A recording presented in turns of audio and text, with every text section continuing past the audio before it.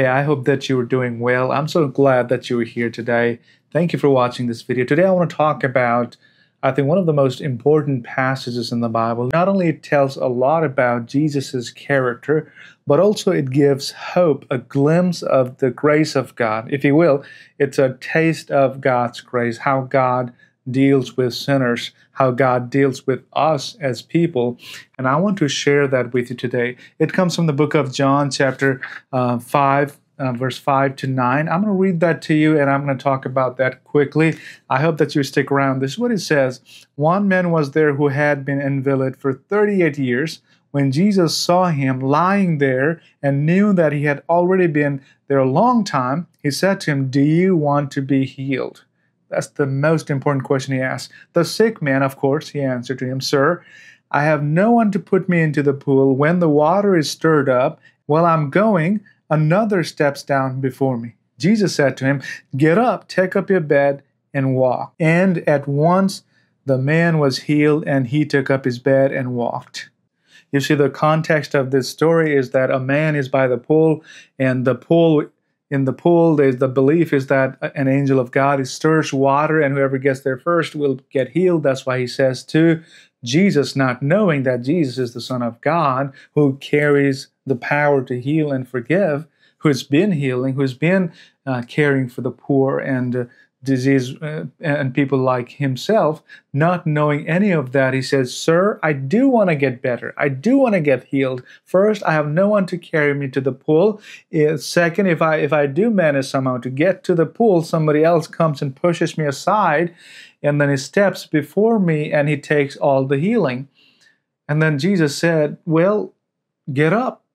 And then Jesus basically heals the man. But the point I want to make from this story is that oftentimes we people who do not know God and has no Jesus in our lives are spiritually blind. We are spiritually invalid. So we try to get better on our own strength. We try to achieve righteousness. We try to be well. We try to be well with God. We try to reconcile ourselves with God, but without Jesus. Jesus illustrates grace and how it works in this passage. You see, it's not about how we can do our own work.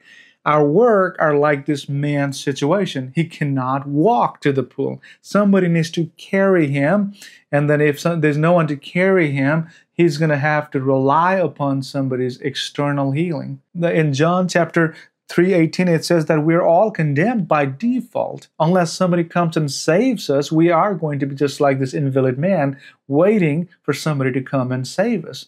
And many times we try to pull ourselves by the bootstrap of our condemned souls. We say, "Yes, I can save myself. Yes, I can do this and that, and I can work on that. I can work on this."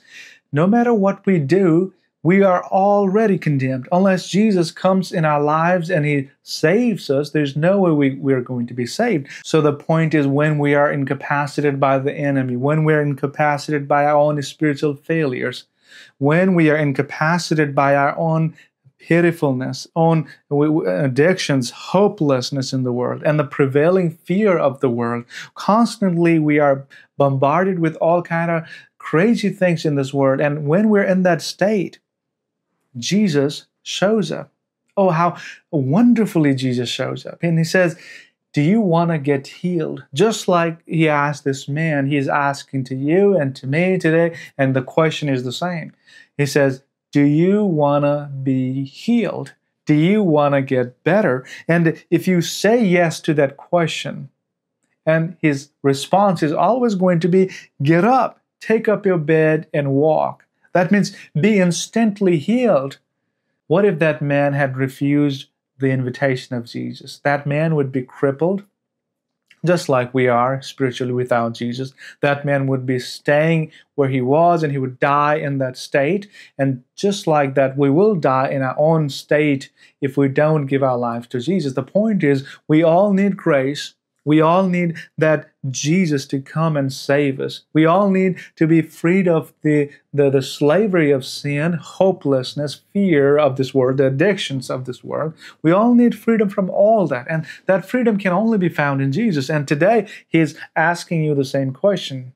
He's saying, do you want to be healed? Do you want to be saved? And if the answer is yes, he's going to say, get up, take your bed, and walk. I want to encourage you today, if you're in a state of hopelessness, in a state of feeling sorry for yourself, in a state of spiritual failure, and then you're thinking, my life is over, Jesus again says to you, even if you're a Christian, get up and walk. I'm healing you. That's what Jesus says to you. I hope this encourages you and that you would consider following and obeying Jesus. Thank you for watching.